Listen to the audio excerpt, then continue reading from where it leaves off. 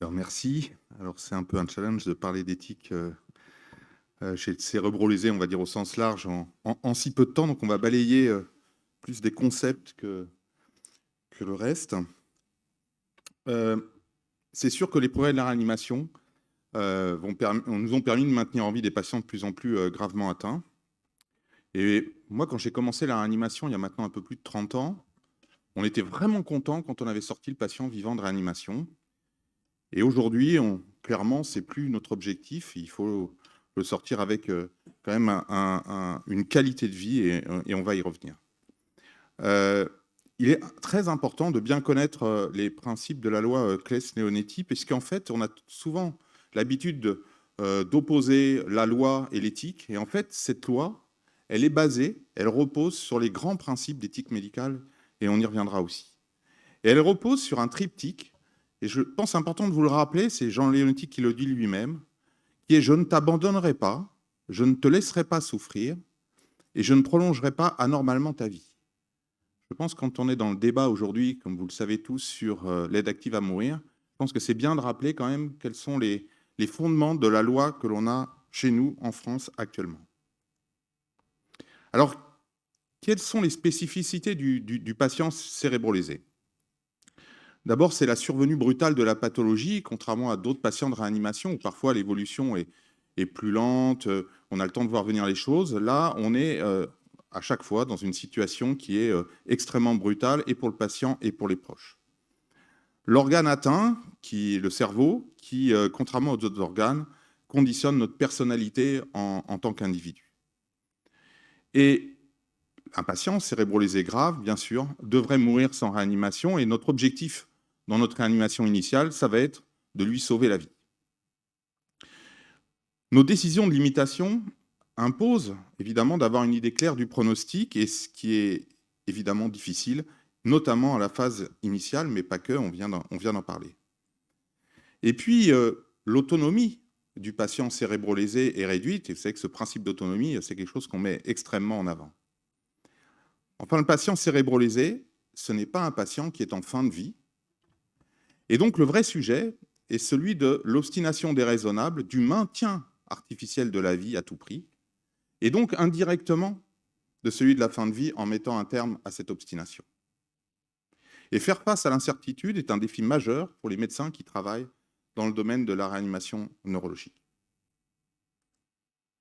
Alors, quand on reprend la loi Leonetti, la première, celle de 2005, ces grands principes, je vous rappelle que cette loi a quand même été votée à l'unanimité de l'Assemblée nationale, c'est la première fois dans la Ve République sur un sujet aussi sensible, c'est quand même un exploit.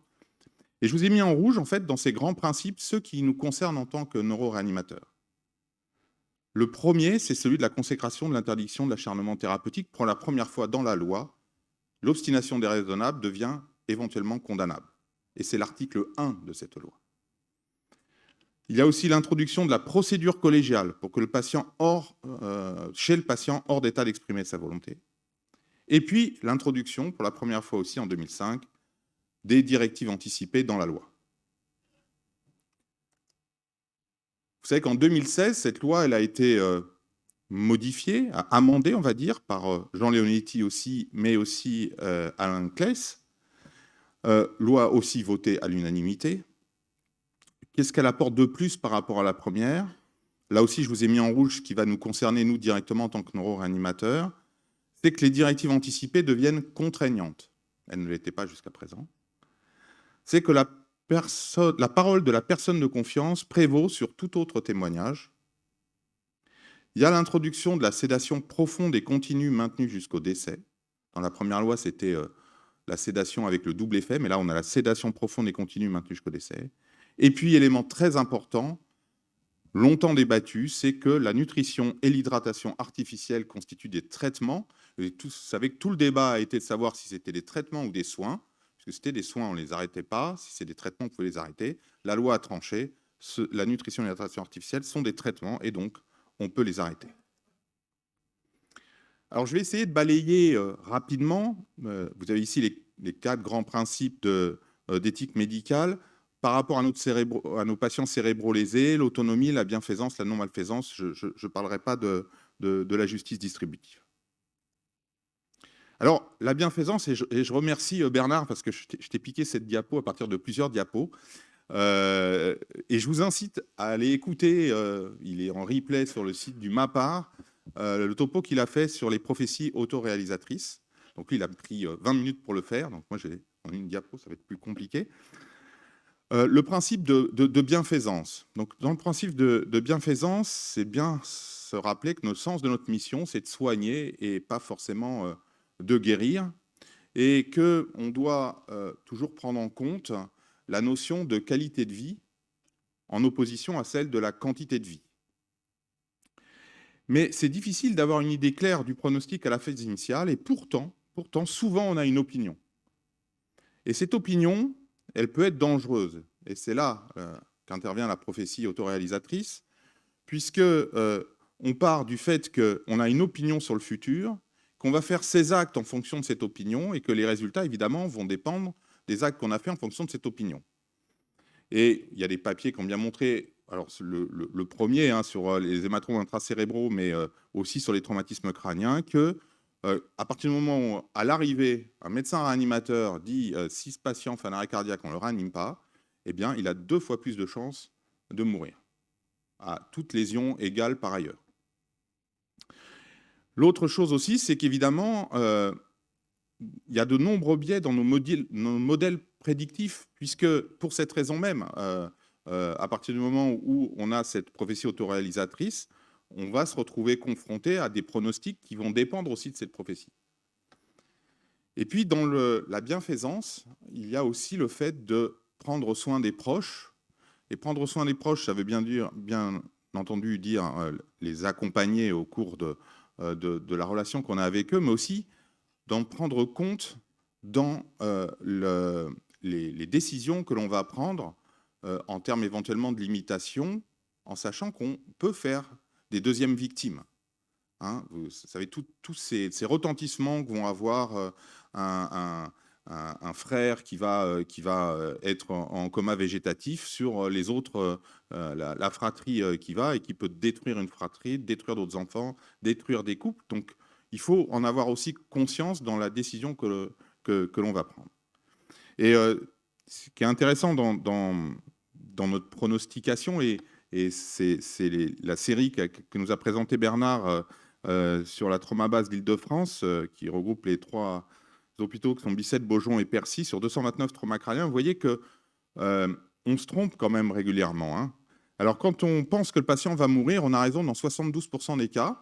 C'est-à-dire quand même dans 28% des cas, eh bien, on se trompe. Et quand on regarde sur le petit schéma de droite, finalement, le nombre de fois où on a raison, eh bien, vous voyez, c'est à peu près 47% des cas. Et puis, on peut avoir tort soit de façon pessimiste, et soit de façon optimiste. Et ça, quelle que soit l'expérience du praticien, parce qu'on a tendance à penser que plus on est vieux et plus on a d'expérience, mais dans ce domaine-là, eh bien, pas forcément. Donc, il faut savoir se donner du temps, faire effectivement une réanimation agressive au départ, ce qui va aussi permettre de nouer une relation de confiance avec les proches. Et d'ailleurs, les recommandations nous disent bien qu'avant les 72 premières heures, on ne doit pas commencer à envisager une limitation des traitements.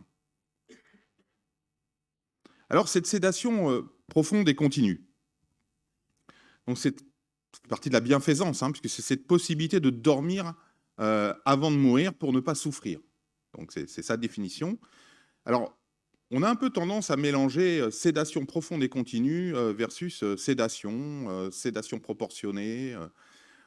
Cette sédation profonde et continue, elle est destinée à des patients qui ont une infection grave et incurable et dont le pronostic vital est engagé à court terme.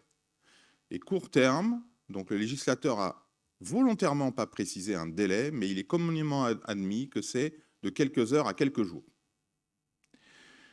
Et cette sédation profonde et continue, on peut la mettre dans 3 cas. Et celui qui nous concerne, nous, chez le patient cérébro-lésé, c'est le 3e, celui qui est en rouge. Et vous voyez que c'est une sédation profonde et continue qui doit être effectuée, c'est pas qui peut être effectuée, lorsque le patient ne peut pas exprimer sa volonté et au titre du refus de l'obstination déraisonnable, quand on arrête un traitement de maintien à vie. Donc, ce qui veut dire qu'un patient chez qui on arrête un traitement de maintien en vie et qui n'est pas conscient, on doit lui mettre une sédation profonde et continue, maintenue jusqu'au décès. Alors, est-ce que c'est ce qu'on fait? Ben là, c'est intéressant, vous voyez, avec le comité éthique de l'ASFAR, on a fait une étude toute récente, donc je vous donne les résultats un peu en primeur. Elle est soumise à publication, donc c'est l'étude CEDALPAREA, 57 unités de réanimation, dont certains ont participé. On a regardé 343 arrêts de traitement. Et on regardait cette sédation profonde et continue, et vous voyez que 61 patients, au lieu de normalement 100%, ont une sédation profonde et continue. Et même 11% n'ont pas de sédation du tout. Il n'y a pas de procédure collégiale dans 17% des cas, et il n'y a pas de consultant extérieur dans quasiment 30% des cas. Et la profondeur de la sédation n'est pas monitorée dans un tiers des cas. Donc vous voyez, je pense qu'on a encore, nous, une marge de progression. Alors la non-malfaisance, ben, vous le savez, donc c'est le refus de l'acharnement thérapeutique, ou appelé obstination déraisonnable, c'est des traitements ou des investigations qui apparaissent inutiles, disproportionnées ou n'ayant d'autre objectif que le seul maintien artificiel de la vie. Et donc dans ce cas-là, ils peuvent être suspendus ou ne pas être entrepris. Et ça fait appel quand même à un moment au concept de futilité. On peut dire qu'un traitement peut être futile dans deux catégories en fait. La première, c'est quand un traitement a une chance infime de succès. Et là, c'est un critère qui est plutôt quantitatif, c'est-à-dire quel pourcentage de chance on a d'avoir un traitement, un succès de traitement. Mais c'est un critère quantitatif, donc on pourrait le dire plus objectif, sauf qu'il n'y a pas de seuil. On ne peut absolument pas dire si il y a 90... C'est quoi le seuil? C'est 90, 95, 98, 99 on ne sait pas. Donc on n'a pas un vrai seuil pour dire c'est un échec de traitement.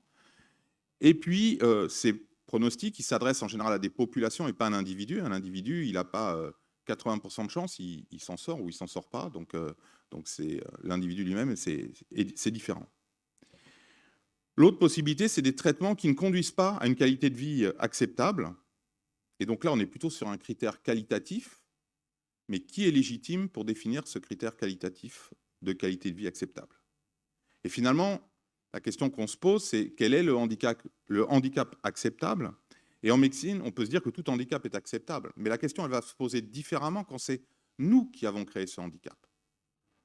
On dit bien, un patient végétatif, aujourd'hui, il ne devrait pas exister. S'il n'avait pas une autre réanimation, ça n'existe pas, un patient neurovégétatif.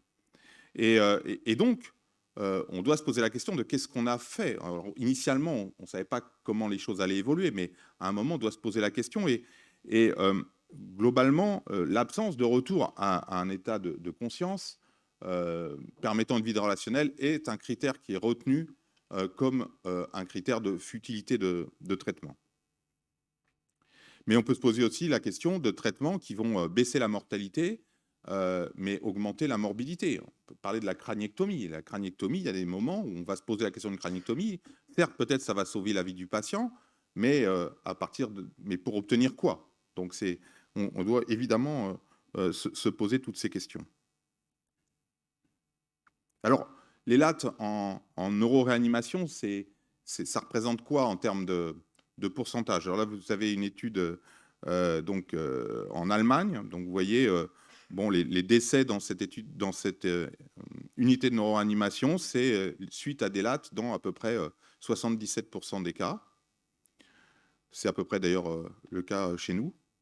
Dans cet hôpital suisse, alors là, on est plutôt à 95,6% des décès après latte. Alors je ne sais pas où sont les morts encéphaliques là, mais et vous voyez que ce qui est assez intéressant, c'est qu'il y a aucun patient quasiment qui sont végétatifs. Donc on voit bien la réflexion suisse qui n'est pas peut-être exactement la même qu'ailleurs.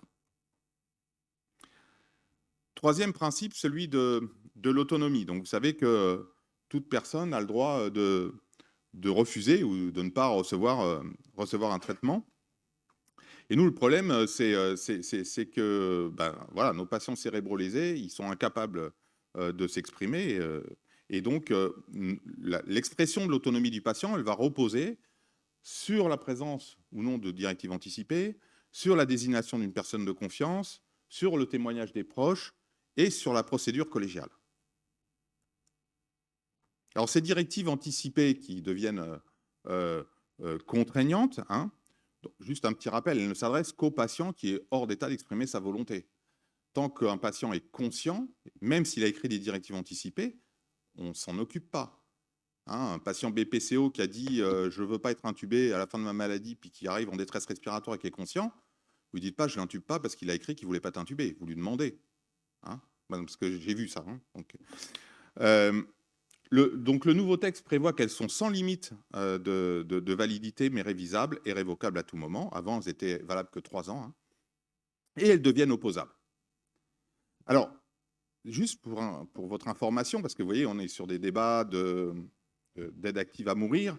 En fait, que sondage BVA 2021 sur la population française, eh bien, on a 30% de la population qui sait de quoi il s'agit quand on parle de directive anticipée. Et on a 18%, d'après cette étude, qui les ont rédigées. Alors, je ne sais pas si c'est votre expérience, mais nous, en tout cas, ce n'est pas du tout la nôtre. 18%. Alors, il y a un biais certain par rapport à notre recrutement, c'est que vous avez 2 façons d'écrire les directives anticipées. Il y a d'ailleurs 2 formulaires. Soit vous êtes atteint d'une maladie chronique, un cancer, avec une issue qui va être défavorable, soit vous êtes bien portant et vous écrivez des directives anticipées. Et probablement dans ces 18%, la grande majorité sont des patients qui ont des maladies chroniques et qui ont déjà anticipé sur ça. Alors, elles sont effectivement opposables, contraignantes, sauf dans 2 situations. La première, c'est dans le cas de l'urgence vitale, pendant le temps de faire un peu le point de l'évaluation de la situation, et ou lorsqu'elles apparaissent manifestement inappropriées ou non conformes à la situation médicale. Alors ça, vous savez que ça, c'est quelque chose qui est très d'actualité. Et ce qui est important, c'est que si vous estimez qu'elles sont inappropriées, vous devez faire une procédure collégiale pour dire en quoi elles vous semblent inappropriées et vous devez en informer les proches. Et c'est très compliqué, hein, parce qu'on se dit bah, pourquoi on va éventuellement pas les suivre, etc. Mais en fait, c'est quand même assez compliqué d'écrire des directives anticipées quand on est bien portant et quand on n'est pas un sachant. Et donc, on peut se poser la question de qui vous accompagne dans la rédaction de ces directives anticipées. Parce qu'on sait très bien qu'il y a une différence très importante entre le handicap vécu et le handicap perçu, ce qui s'appelle le disability paradox, où on voit que des patients parfois très handicapés estiment qu'ils ont une qualité de vie qui est meilleure que des patients qui ne sont pas handicapés. Donc, c'est des choses qui sont quand même importantes à prendre en compte. Donc, ce n'est pas toujours facile de penser que ces directives anticipées, elles sont appropriées. Et là, vous voyez, ça, c'est le formulaire de directive anticipée de la SRLF. Alors, vous n'arrivez peut-être pas bien à lire, mais voilà, vous cochez des cases où vous dites je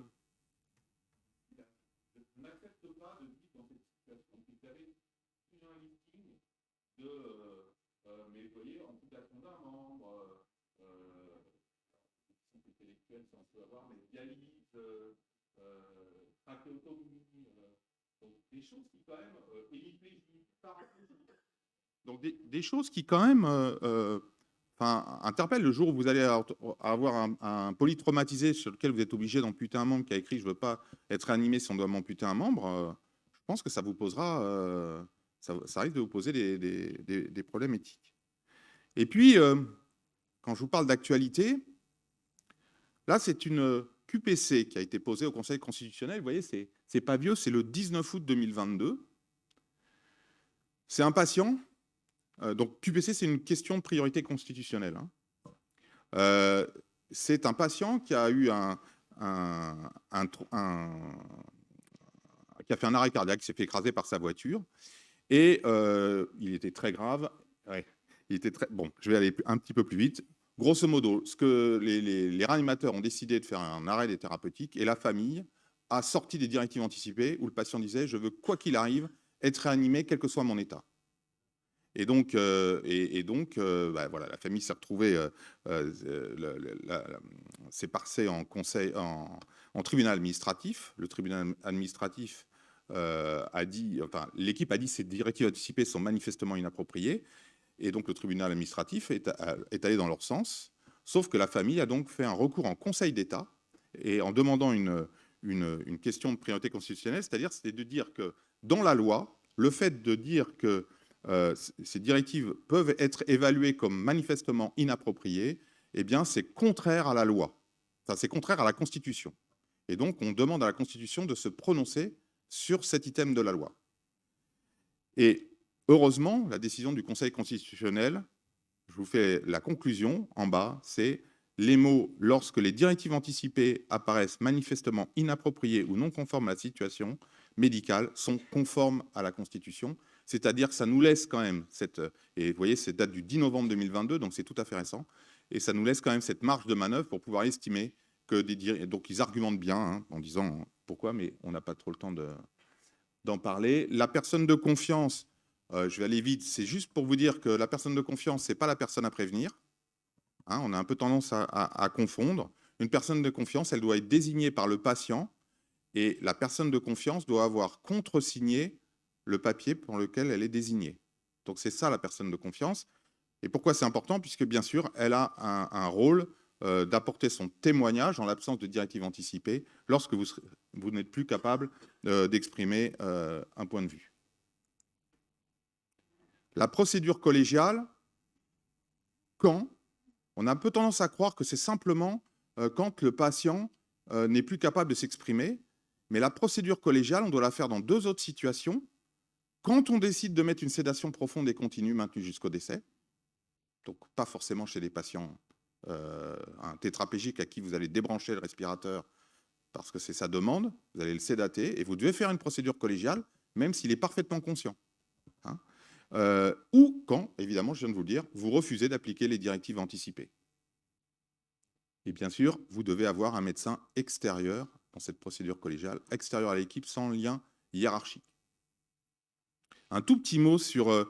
et vous avez l'article là, donc c'est un article qu'on a écrit aussi avec le comité d'éthique de l'ASFAR qui est sorti cette année.